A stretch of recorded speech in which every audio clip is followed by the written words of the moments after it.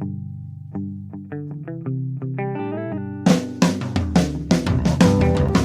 only real God is the one that you believe in. Start looking for the God in others. And if you find you're tuning into a wave, well then I don't know much about being saved. Hello, everybody. Hello, friends. Welcome into another episode of Spiritual Philosophy Chatter with the Joneses. I'm Danny Jones. And I am Samantha Jones. And this is episode 149. 149. What's our topic? This is Awakening the Real You. Cool. Great topic. Yes, I'm looking forward to it. Very good. Yes. Before we do that, though, anything that you want to talk about from last week? Yes, last week our topic was how wounds can be gifts.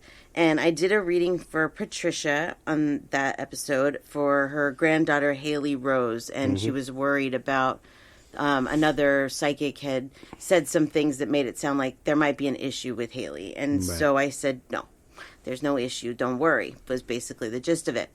But here's what Patricia had to say. She said, I just listened to Haley Rose's reading. You were absolutely right. She is incredibly smart. She reads at a 3rd grade level in 1st grade and is constantly getting awards for her kindness to others.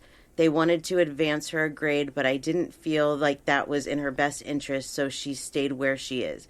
I do feel a fulfilling future for her. I appreciate you explaining the psychic versus medium difference and things to look out for. I have always had my doubts about her reading, and she has been very hesitant about doing another one in regards to people. You have done readings for her dogs in the past. I am interested in studying to see if I have any abilities and what they might be. I truly appreciate you and what you have done over time for me and my rescued animals. You have brought me a lot of peace. Thank you. That was nice. Thank you, Patricia. Yeah, thank you. Love those kinds of responses. So, Cool. okay. So then every week we answer 2 questions. And actually the first question is going to be from Patricia as well.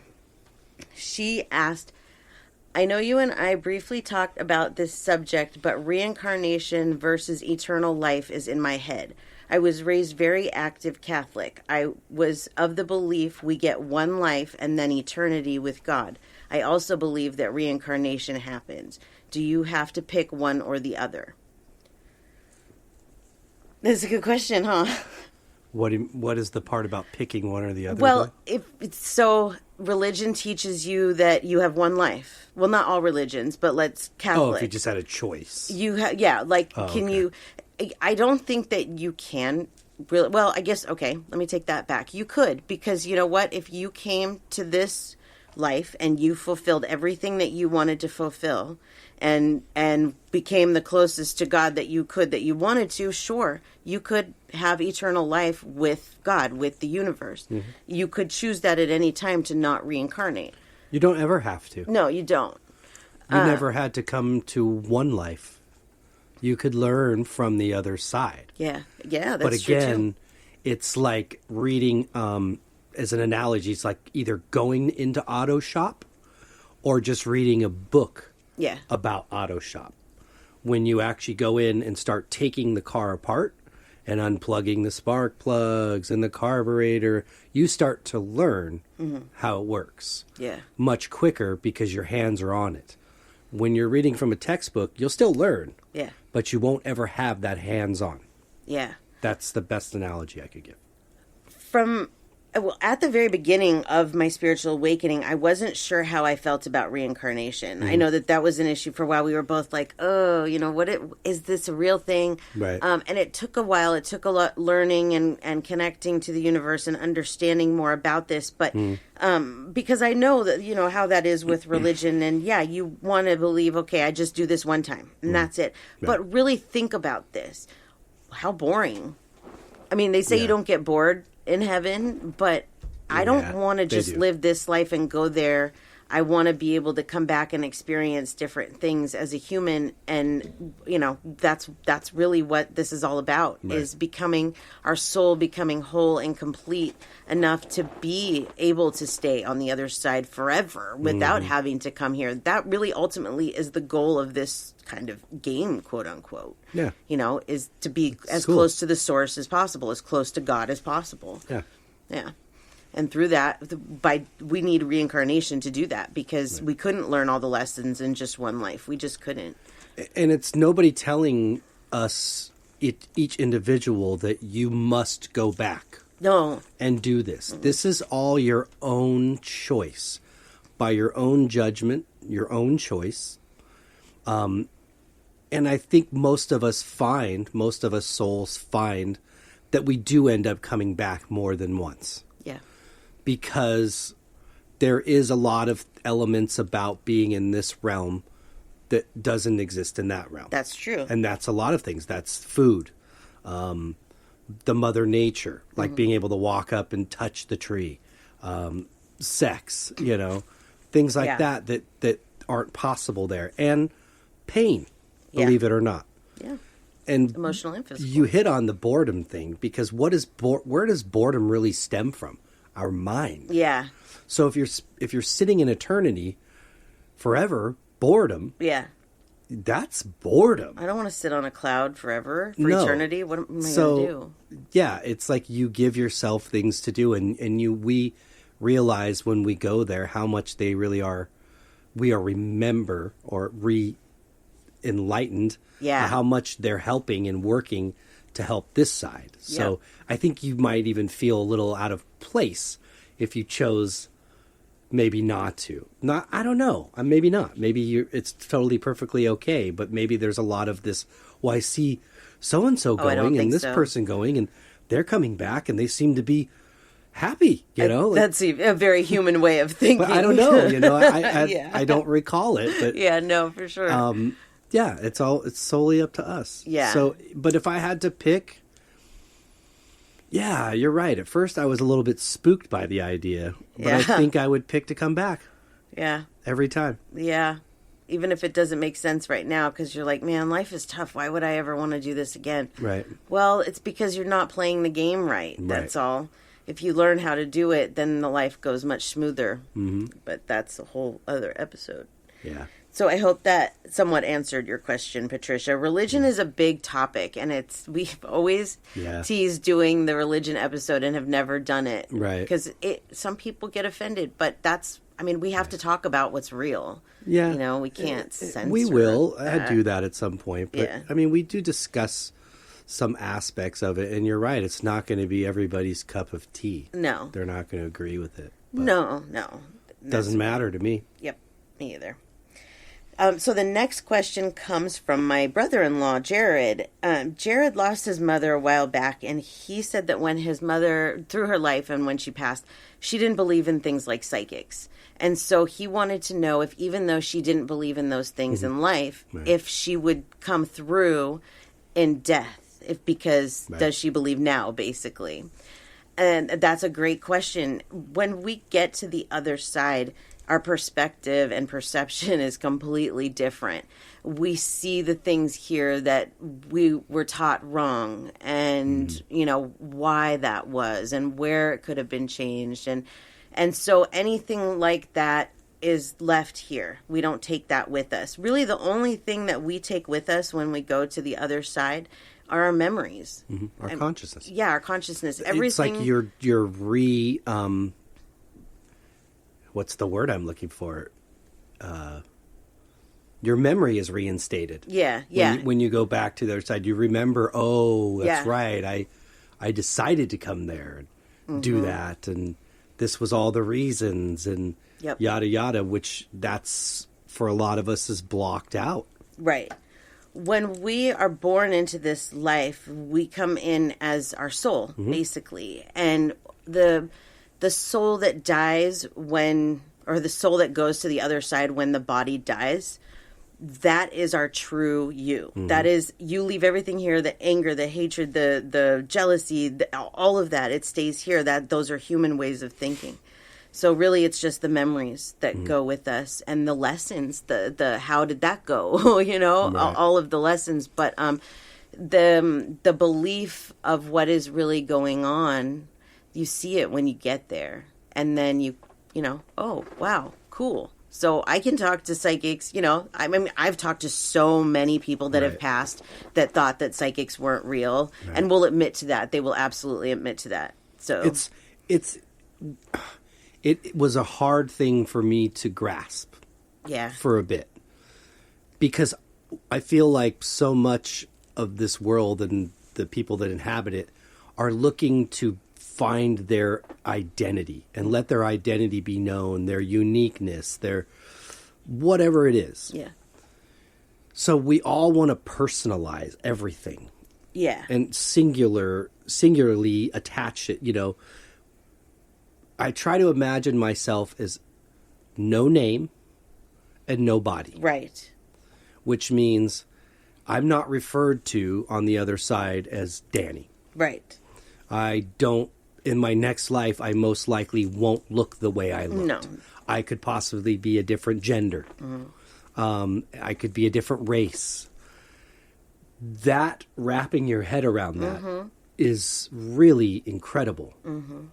But it makes a lot of sense going, wow, I could step into another life and feel exactly like me. Yeah. Like me.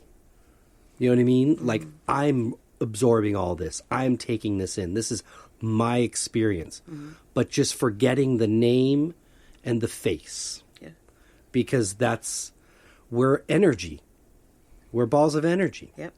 We don't have a name on the other side. We're recognized by our energy. That is something that Jim Carrey had said, and people thought that he was crazy for saying it. He's really not crazy. He's just very spiritually woke. And he said, I'm not Jim Carrey.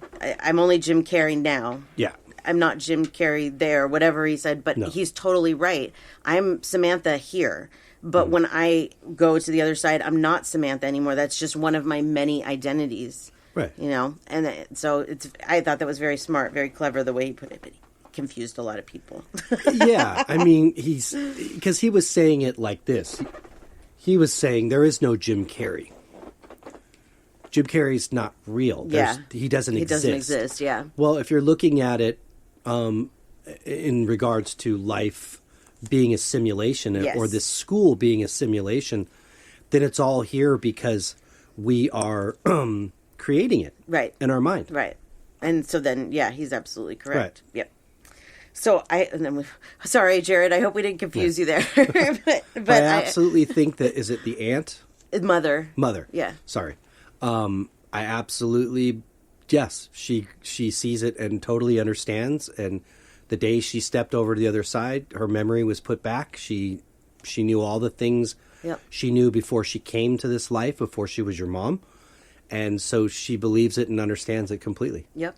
Yeah, actually, so this is my sister that I just found out is my sister. This is her husband. Okay. And there was one day that we were talking, and I remember that you were there, and I told you that Jared's mom had come through. Mm-hmm. And I had to ask him, Jared's mom pass?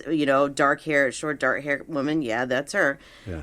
So she came through before I even went to look for her to talk to her. I haven't done that, but I thought that was cool that she came through, so there's your answer. Great question. Both in general and specifically that your mother has come through.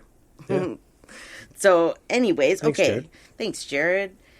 So let's do the reading, because every week I do a reading. This is a doggy who has passed. Let's see. This is for Jennifer. And she says, I would love a reading on my dog, Rosie. It was quite fast for me. Is she okay? Was she sick a while? Who is she with? This is Rosie. I always showed Danny the pictures of candy corn. Whoever I'm going to talk to. Yeah, she's got a cute little candy corn in her mouth. Okay, like a stuffed animal. Okay, let me connect to her.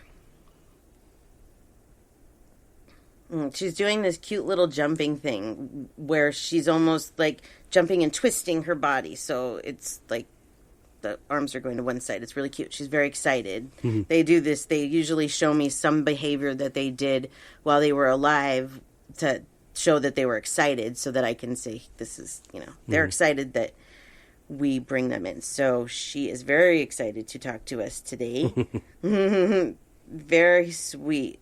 She looks sweet. Oh, yeah. With everybody. She wanted to be like the ambassador for all dogs. How cute is that? Like, I'm a good dog, and these are the things I do, and so all dogs are good, basically. What I feel from this is, like, sometimes people like come over and they say, I'm not really a dog person, but your dog is like all over me or whatever. That's the way I feel about Rosie, is that she liked to make people that didn't like dogs. Like she wanted them to leave and go. She was a converter. Yeah, exactly. And that's cool. I love that. Very sweet.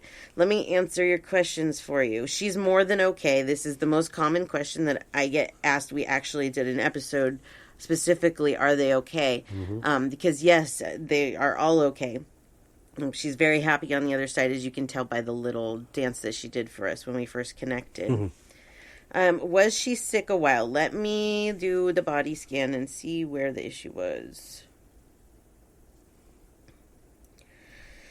Okay, so there's two areas that I'm pulled to. One is the eyes, which could include the brain as well, because the vision looks, I don't think this is normal, like as dogs get older and their vision starts to go. It was a different kind of losing the vision, so there was probably something in the brain there. The other area that I'm picking up is the hind end area, which includes reproductive organs, bladder, kidneys, lower stomach, intestines, those things. Not like the lungs and the heart. That would be more upper body. So this is more towards like the tail area. Something there that feels like a cancer to me. I see in the intestines, it looks like kind of grossness. To just not get into specifics what I see.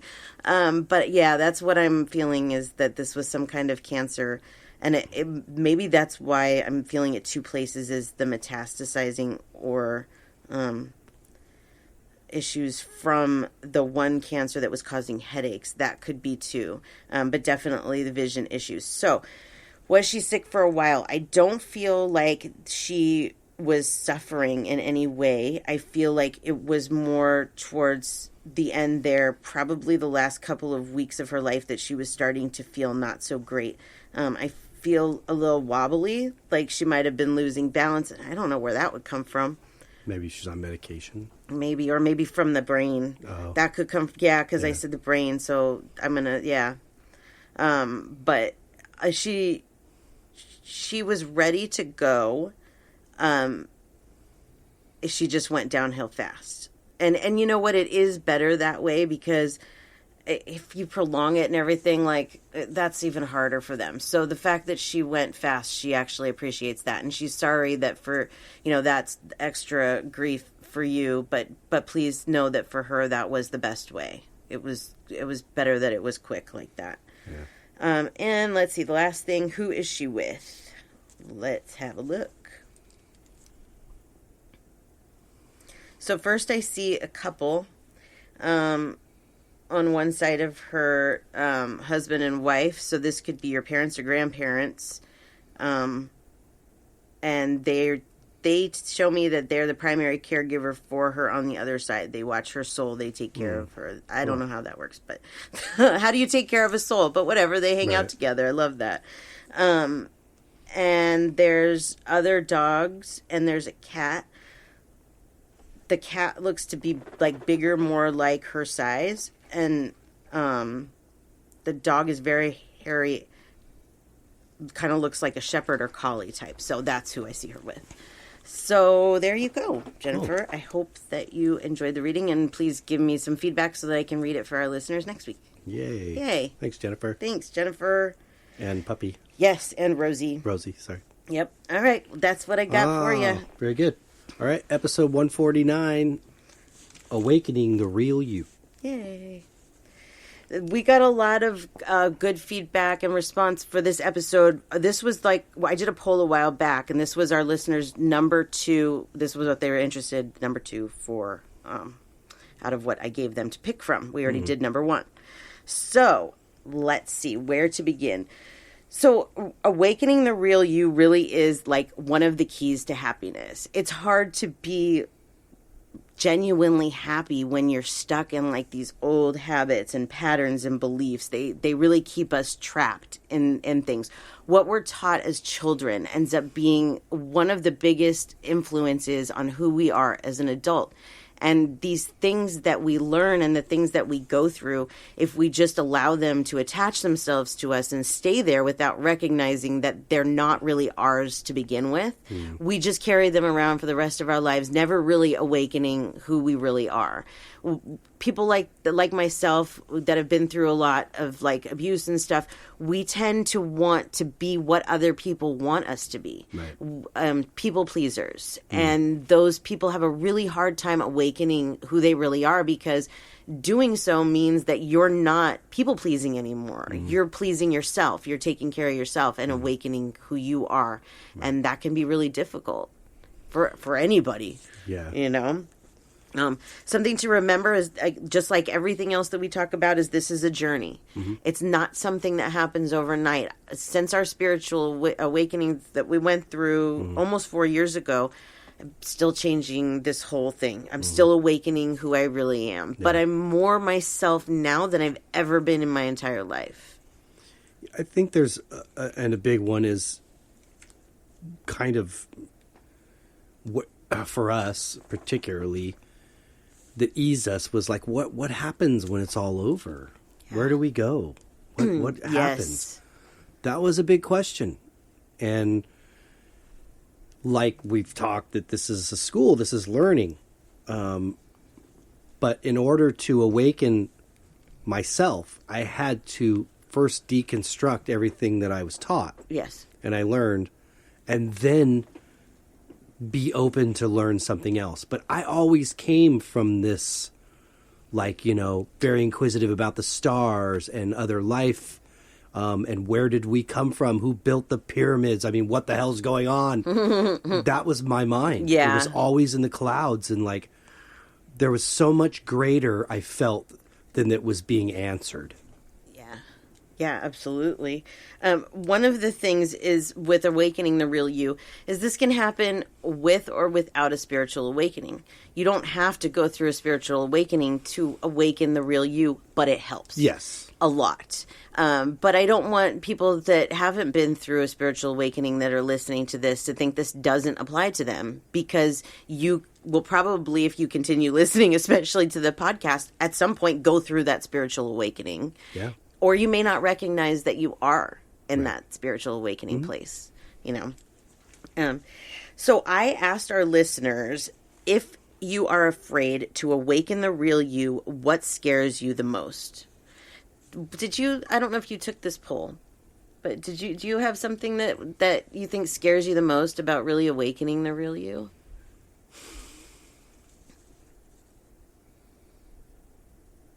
Sit with it for a second. I'll read you some of the things I have to think about it, because maybe some of the things that they say will strike something for you. But the first one was they don't know where to start. Okay. And that can be very difficult because, you feel like I want to make these changes. I want to become who I really am. But how do I become who I really am? Especially when like the people around me are used to who I am. How are they going to take, me trying to change myself? That would probably be, it was a fear, I think, at first, of like, wow, the relationships that I've established and what will people think, Yes. Well, it doesn't matter. Right. What people think things all the time. I think things all the time. Yeah. But this isn't their path. They're not in this suit. This isn't their soul. Right. So they got their own questions in their own path. That's exactly right. And I might question things too but it doesn't, in the grander scheme of things, it's like how your parents used to tell you, you have your friends in junior high school and high school, and as you get older, you kind of go on your separate ways in life. And that there's a truth there. Right. And there's some sort of similarity to this, that we put so much importance on our friends when we're young, and then we realize, but that's their path. That's their life. I've got to figure out mine. Yes, and that's actually one of the signs of a spiritual awakening, is recognizing that everybody has their own path, and that they're doing their thing and you're doing your thing, and we should leave each other to do our thing. Sure. Because that's our path. The second one was, I'm not sure who the real me even is. And absolutely, at the beginning of starting that kind of process, you're not going to know at all. And I think that this can happen in a few different ways. Like I had, when I went through my divorce, which was like 12 years ago, I didn't know who I was at that point, and that's why I say, like, you can go through this without spiritual awakening, because I didn't really know who I was then. Yeah. But I kind of was exploring different things, trying new things to see who I was. I didn't even know what kind of like furniture I liked and the color schemes that I liked. I'm like, is this his taste or mine? I don't know. Right. So you have to figure it out, and kind of trial and error in a lot of those ways is the thing. Like I love hockey, and I wasn't really like, I didn't know if I was into other sports at that time because I had never really given it a shot. Right. So like I went to different sporting events and figured out what I liked and what I didn't like by doing that, same with movies. It's like, it may seem weird, but like that's how you learn, is just trying different things and being the only one that makes the judgment of, do I like this or not? Is this something that, I'm into or not? Like there's the Harry Potter bandwagon. Am I going to jump on that because it's a bandwagon, or do I really truly like it? Right. That, is a small example. If you really truly like it, that's one thing. But if you're just on it because everybody else is, then get off. Yeah. Let's see. I've been a bandwagoner in my life. I did follow. Yeah, I'm sure we all have. I followed things for a couple reasons, because that's what I was told at a very young age, or that's what I thought I liked. I think I started asking when it was coming to awakening the real me, whether it was spiritually or what is my purpose on this planet? We always hear people talking about what is my purpose here? What am I supposed to be doing? Yeah. That's a part of awakening the real you. Yeah. What is your greater purpose? Do you know? It could be based in your interests and your hobbies and your loves. It could be all those things that you might think is out of reach as far as a career or something in those regards. Right. So I started asking a lot of questions. But I've always been, like I said, that type of person. Always wondering about things greater than myself. But I realized I could ask those same questions in regards to myself. Right. That I could ask the source, God, the angels, whatever you want to call it, spirits. What is my purpose here? Right. Yeah. And if you really want to hear it, they're going to show you. But you got to pay attention. But that's part of it is they want us to be inquisitive. Yes. They want us to think greater. Yeah. Ask those questions that maybe are hard to ask. Yep. Yeah. Explore. Yeah. Yep. The next one was, I'm afraid of failing. I think everything that we do in life, we're afraid of failing. Yeah. But how do you know? How do you know if you're going to succeed if you don't try? And you know what? Becoming the real you, I don't think that you can fail at that. If you really give it your all and you really see it through, I don't think you can fail. Can you give up? Sure. Yeah. Absolutely. It can get too hard. Sure. But change is uncomfortable. Mm-hmm. And it's not going to be easy to change and become who you are. But at the end, it's way worth it. Right. Even like the one small thing about yourself that maybe drives you crazy or something, it feels wonderful when you've changed that. Right. It really does. I don't believe in failure. No. I really don't. I think it's all experience. Yeah. And what you take out of it. For myself, I've played music for 30 years. I've been in several bands. And I could look back and say, oh, nothing's ever made a platinum record. It must be failure. Right. No, I had some of the best experiences ever. Yes. As a result of being able to do that and putting time into it. Success is measured on what you think it's measured by, satisfaction. Yeah, to me, our podcast is successful. Mm-hmm. Have we ever made a single penny doing it? Mm-mm. No. Will we? I don't know, right. But that's not the point. The point is that we're changing people's lives and doing what we set out to do, and that means we're successful in my eyes. And it's experience for us. Oh yeah. Because again, a lot of the times when we're sharing things, I think we're sharing things from the other side. Oh, yes. So not only are people hearing it, but I'm hearing it. Yep, that's right. Absolutely. Let's see. The next one was change is uncomfortable and I don't want to be uncomfortable. That's a tough bridge to cross. It is. It is. But I guess that comes down to how bad you want it. How bad do you want the happiness and to be able to be your authentic self? Is it worth that? And I'll say that it is, but that's me. No. You know, for somebody else, it may seem like it isn't. But the thing about it is that when you look back and you see how far you've come, it feels so good that you keep wanting to do it. So that first little bit might seem like, oh, this is so painful and uncomfortable. But once you start to get the hang of it and realize, okay, I feel better after I do these things. And, you know, it really does. It gets easier. Yeah, it's inevitable. And once any of us can really look at change and accept it and realize, man, my body's getting old. The earth is changing. Everything's changing. Yeah. And no matter how much I want to refuse it, it continues to change. Yep. So with, less resistance comes more clarity, I think, with it. Yeah, for sure. And then the last one on this list was, I'm afraid of being called fake. And I've had this myself in this process. Everybody's going to take different things and feel different things. But I can relate to this one because if you were to ask my ex-husband who I am, he would have a completely different description of me than my current husband here. So but he doesn't know me. Likewise with me too. Right. He doesn't know me anymore. So he's not judging me on who I am now. He's judging me on who I was then. So people like that, like you might feel like, they might think that this is totally fake. Like my ex-husband might think that this whole thing is fake, that this isn't who I really am, but he has no idea how hard I worked for this. And other people too. This I absolutely get that. I didn't want anybody to think that that's what was happening here because this has been a really long journey for me and I've worked really hard to become the person that I am today. I agree. Yeah. So I get it.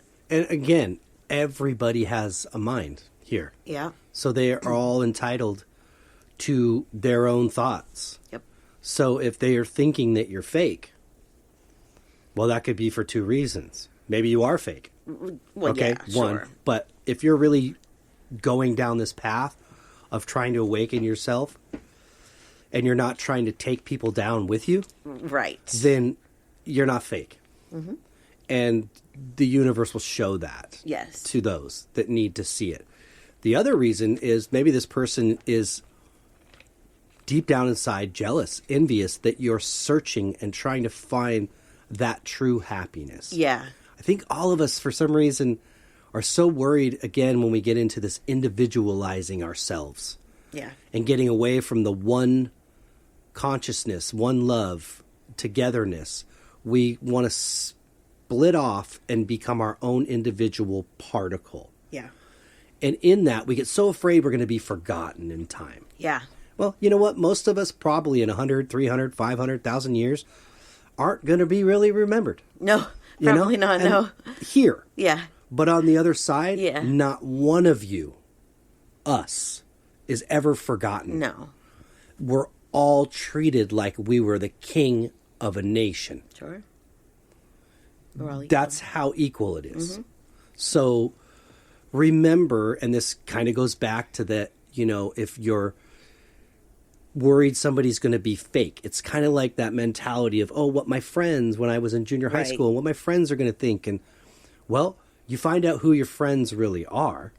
Right. And you also find out how unimportant other people's opinions really matter. And some of us, we don't realize it until we're taking our last breath. Yeah.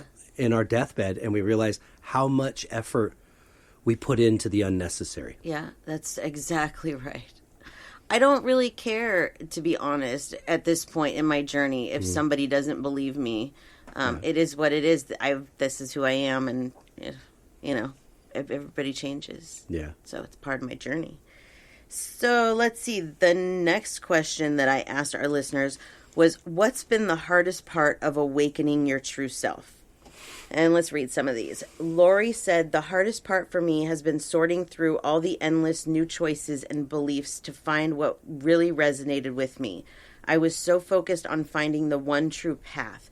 I researched and tried everything. I read and listened to countless spiritual memoirs.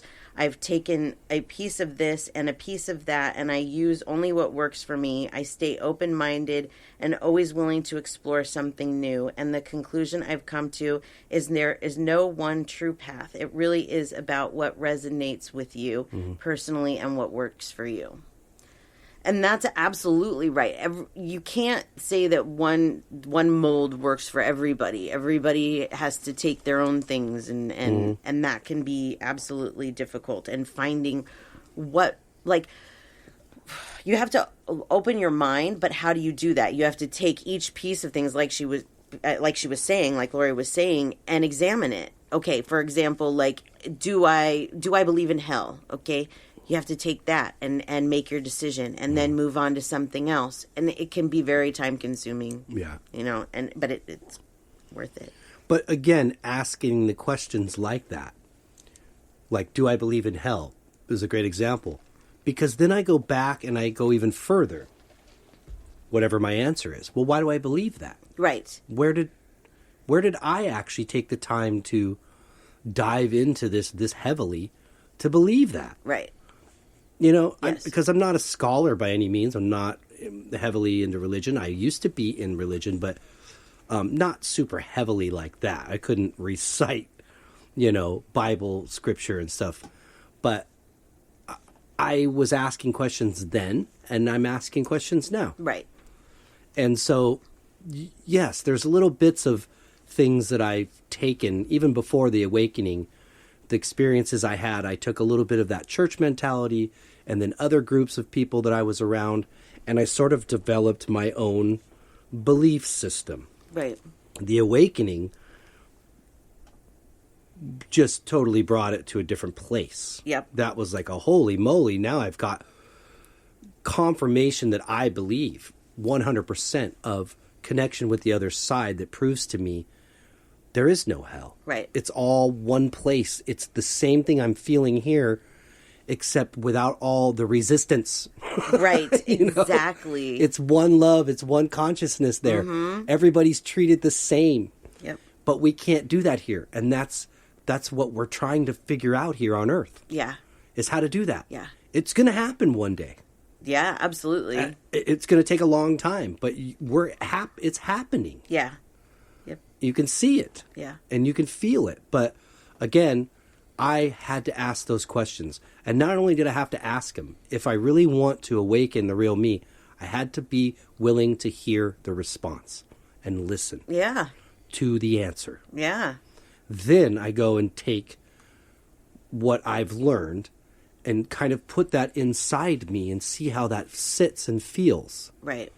And you can kind of, you know what I mean? Like, kind of with the theory of hell. It's like, this doesn't sit right with me. It doesn't make 1 ounce of sense. No, it really doesn't. It's a fear tactic. It absolutely is. I said to my sister earlier, we were having this religion discussion, and I said, the difference between religion and spirituality for me is that religion gives you the rules and tells you what to believe, and spirituality encourages you to go out and find the truth yourself. Yeah. Figure it out yourself. And for the last 4 years, that's what you and I have been doing, trying to figure this out ourselves. And sometimes you come to a roadblock, and you're like, ooh, that wasn't the right way to go. And you back up and you have to do it over again. Right. But you have to figure it out for yourself. Somebody can't tell you this is fact. This is how it goes. Right. That's what's damaging. And that's why so many of us are having to undo this damage that was done to us because of the things that we were told were fact that weren't. And we have to go out and figure it out for ourselves. Nobody's going to know the answer till the end. No, that's true. But because we're talking in terms of people that, at this point in the conversation, we're talking about people in terms that actually believe in something. Right. There's still the group of people that believe nothing. Yes. That when you die, that's it. It's over. It's done. And you're never, you're that gone. Makes me sad. So, but yeah, we're sitting here going, is it hell? Is the ultimate punishment? Or is it do-over? Right. Meaning you got to go do it again. Right. Because you didn't learn. Right. Yep. I don't believe in burning in some place that I don't even have a body that can burn. Yeah, you got to come here. This is hell. This is closest to hell. Yep. As it's going to get. Yeah. Let's see. So back to what's been the hardest part of awakening your true self. Nicole said, grieving my childhood. Television and society gives us a perception on what a childhood is supposed to look like. I didn't have that, but going through therapy and working through the anger, disappointment, sadness, and then accepting it was very difficult. I was an angry person and felt the world was against me, so I had to fight my way through. I lost some friends along the way, but now looking back, I wouldn't change a thing. I'm so incredibly happy and love living in this world. Animals and nature is so beautiful, and I have gained so many close friends that would do anything for me along the way. I've never in my human life have felt so happy. Plus, I didn't realize that I can give and experience a loving childhood through my daughters. They have made my life wonderful. Wow. And that's beautiful. That's and awesome. I'm going to cry. Yeah. Because it's true. You think that because you've had these experiences in your past that that's what life is and that's where you're going to be stuck, and that's not the case at all. No. You know, we've been able to do that to give our daughter at least the childhood that she deserves to have, that we didn't have, you know, to have a family unit, that type of thing. Right. And that's been wonderful, and I can totally understand that, Right. what Nicole's saying there. You know, Nicole hit it on the head for me. I relate a lot to that. Kind of a latchkey kid growing up, and television was my entertainer. Yeah. At home alone after school and during the summer while mom was off at work. And so I saw this sort of what I thought was norm, which my life didn't mirror that at all. And so I had that anger and that resentment. Yeah. And why isn't my life like what I see on the television? Right. And I kind of went through a big chunk of my life with my dukes up. Yeah. Like ready to fight all the time. Yeah. And pushed people away as a result of it. But it's funny because I was sharing with Marina that kind of was telling her about how I wanted my first impression of a father came from television, or at least a father that I wanted to try to imitate, you know, or emulate. And it was Gidget. Yeah. And I loved Gidget growing up. I loved it because, A, it was still in black and white. Yeah. And a lot of the other television shows weren't. So there was something nostalgic about it. The film actually looked clearer and crisper than colored film. Yeah. And her dad, you know, I assume he kind of worked from home because he was always there. But she was always into something. Sometimes it was mischief. Sometimes it was just like crazy hobby. Mm-hmm. And he just supported her. Yeah. And he just loved her. And he, you know, he would kind of look at the camera, everyone like, oh boy, here we go. You know, Gidget's going to go crazy or doing something wild. But none of it was life-threatening and that kind of stuff. But just the way that he supported her. Yeah. And I said, I told Maureen, I said, I grew up watching that show and I loved the way that man just loved his kid. Yeah. No matter what he thought of what she was up to, he supported her. So it should be, yeah. And so that was the big difference for me, was to not judge them and make them feel small. Right. Yeah, absolutely. I agree. A couple other things on this list. Chelsea said, accepting your shadow self. And your shadow self are those parts of you that you want to believe aren't there. But it's a very important part of awakening yourself, is dealing with those shadow parts. And it is a lot of self-reflection and being honest with yourself. You know, saying, ooh, maybe I should fix this. Maybe this is the problem. Maybe I am the problem. Right. And fixing it. Because I think that a lot of people want to believe they're perfect and they're not the problem. And that's not the case at all. We are all the problem. And we have to work on ourselves to make it so that we're not the problem. Right. You know, that's not easy to do. I mean, things may have happened to us, you know, that weren't necessarily our fault. It wasn't our problem, but it became our problem. Yeah. And we've done episodes about, you know, forgiving and things like that. And you made a quote, one of the last couple episodes, about you like to think of it more as forgiving and accepting than forgiving and forgetting. Yeah. Because we know we can't forget. Yeah. but we can forgive and accept. Yes. And that enables us to move forward. Yep. It's the not letting go of that and just in forgiveness. We could go listen to that episode because I don't want to go down there, but that can mean a multitude of things. Yeah. Okay. And then let's see, one more on this list was letting go of the old you. It is hard. We do have a tendency to try and hold on to those things like, ooh, that's going to kind of be uncomfortable if I have to let that piece of me go, because a lot of these like shadow pieces especially are things we hide behind. And when we let go of that, then we become vulnerable. Right. And that's hard for people to be vulnerable. But the thing is you can't, you're just hiding if you don't just drop those things that, you know, like the walls and all that. You can't become your true self if you're always putting the walls up. And I'm really one to talk. I'm speaking to myself in that angle there. Okay, so let's see. What was my next question to our listeners was, what areas of your life have been the hardest to awaken or change? And Patricia said, giving away too much to others at the expense of myself. Yeah, I get that, because a people pleaser and that, you know, and okay, so if you are a people pleaser and, you know, you've given yourself like what Patricia's saying, you're not meant to just not do that anymore. It's just that you have to find healthier ways to do it. You can't allow people to take advantage of you. You can, you know, just do the things that you're comfortable with. You know, if somebody's like always asking you to borrow money, and so you're like, just, you know, you give it to them, but as you're changing, you're like, I can't do this anymore. This isn't really, you know, fair to me. You have to be honest and just say, look, you know, this isn't fair. And if they don't like it, then that's part of one of those people that shouldn't be in your life, I guess, you know. Yeah, there will always be people around like that. Absolutely. And then my sister, Amanda, she said, changing my religious views has been difficult for me. I was raised Christian. I pray every day for everybody. My mind is being opened up in a different way now. I feel like I'm defying or disappointing God in some ways. It's a hard feeling to explain.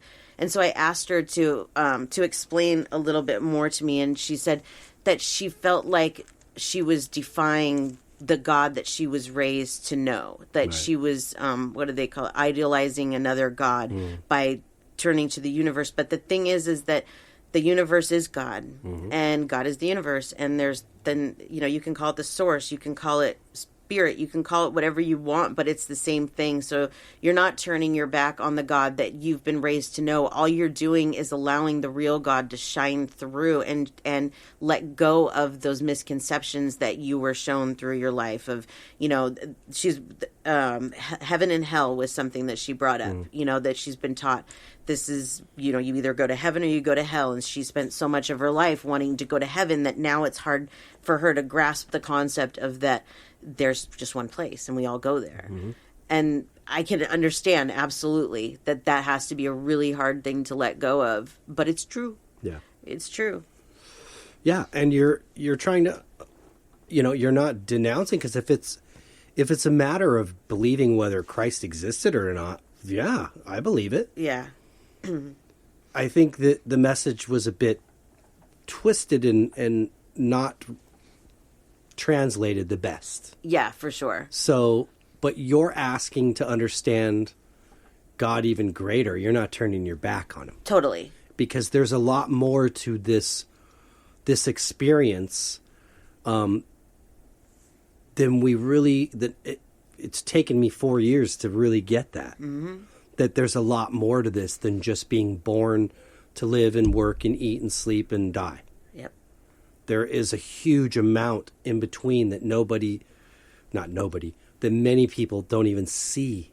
Right. They don't realize is there. Yep, absolutely. I remember that feeling when I was going through, like, I went to several religious schools and feeling like, well, if they say that if I don't accept Jesus as the Son of God, I'm going to hell. And so even when I would start to question that, I would be like, oh no, I better not question that, because if I die today, I'll go to hell. That is a horrible hold to have on you. And that's fear. And then that's fear, yeah. right? And so those, I understand when you don't want to let those things go because your fear says, and I think I went through this at the beginning of the spiritual awakening, that, ooh, if I let this go, there's that chance. But as you get more and more into this and you awaken more and more, you realize, okay, that was just, So I have no connection to that concept of hell I don't anymore. either. I used to be terrified by it. Oh, he was. I have no connection to it. I search and feel and listen, and I can't find anything that says that that's real. And yet, I do have evidence of other places besides where we are here together, meaning heaven or the other side, and a multitude of souls that are there. Many would question whether they should be there. Absolutely. Many in this life would question whether they should be there. Yep. That's not our choice. No. That's not our choice. And if what essentially, Christ is saying is, I'm the Son of God, but he also said we're all children of God. Yeah. All the things that I'm doing, you can do. Yeah. He's trying to tell us to use our mind. The power of the mind is amazing. Yeah. And he's sharing this with us. We're no different. Right. We're no different. Yep. That's right. Just some of us were too scared to step out on a limb like he himself did to share this information. Yeah. Yep. So a couple of other things that I wrote down here that I wanted to read real quick. Becoming who we're meant to be isn't about changing everything about ourselves. It's about letting go of the things that we are not, the things we pretend to be for other people. Mm-hmm. Our authentic selves are already within us. Spiritual growth is about uncovering who we authentically are, stripping down the ego and the damaged layers. And that's scary. Yeah. Because it's all we know until we don't know it anymore. The ego is always wanting to individualize. But me. But I'm me. Yep. Well, yeah, we know that.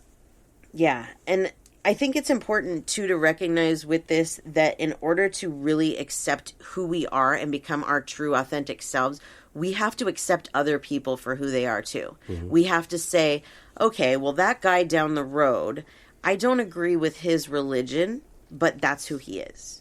Or, Nancy down the street, I don't agree with her sexual orientation, but that's who she is, and she's allowed to be who she wants. You have to accept people for who they are, because we do this thing where we project like our insecurities and who we are onto other people. And once you actually start looking at people for who they truly are and accepting them for who they truly are, you see how that's not what's going on here, how those people aren't what you think they are. They're different. They're different souls, And we also need to release the shame, the guilt, the blame, the excuses, the expectations, and the need to be perfect. We just need to, when it comes to this, just go with it. Just take one thing that you want to learn about or figure out or change about yourself or whatever it is. Start baby steps, but we have to release all of the other things that come with it. The shame of what we're doing, Okay, I want to learn about what's real, but I don't want to denounce my religion and the shame that you might feel that comes with that. You have every right to question anything that you want to question, and to search for the answers to it, whatever it is. People don't understand that. They want to tell us what the rules are, but you make the rules for yourself. And if somebody else doesn't like that, so what? Right. It's your life, So many people live for like other people and never really truly become their authentic selves. And actually, Nancy had said that. Where is it?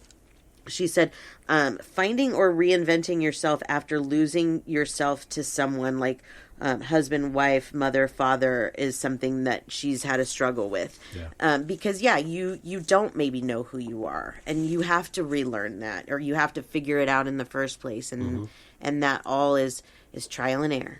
And I relate to that, yeah. Yeah, absolutely. Me too. I lost myself after my mom died. I lost myself after my divorce. But it's those things that awaken us to who we really are and what we're really here for and who we're supposed to be. Because you know what? If I was still stuck in 2004, I wouldn't have learned my purpose and I wouldn't be here today doing this show. And the things that I've experienced along the way have been uncomfortable. They have. Not everything, but a lot of it has been. But those uncomfortable moments and things I've been through have brought about the biggest change for me. And I wouldn't give them up for anything. Yeah. So that's what I got for you today, my friends. Cool. Very good. Yay. Hope you liked that episode. I liked it. That's a good job. Yeah. Thank you to our discussion group for all of your input. As always, we love our discussion group. Very cool. If you're not in it and you want to be in it, just go to our Facebook page. And every week when I post the episode that we're going to do, I put a link to the discussion group. So it's right there. Or you can search on Facebook, Spiritual Joneses, and it should bring up both the page and the group. Nice. Yay. Good. Okay. Well, would you like to share your page before we say goodbye while we're on that topic? Let's do that. So you can find me at SamanthaJonesPsychicMedium.com. And if you would like to reach us at the show, questions, comments, anything you have, we are spiritualjoneses@gmail.com. And you, sir? Yes, for my art, djonesartcollection.com for the web, at djonesartcollection for Instagram and Facebook. Working on a new one. Won't tell you yet, but it'll be out there soon. Yay. That's all I got. Very good. Well, we hope everybody got something out of this. That we do. I did. Go out and awaken yourself. Find the real you. Find it. Whatever it is, you'll find it if you ask. Yes. And we hope everybody has a great week. That we do. And until next week.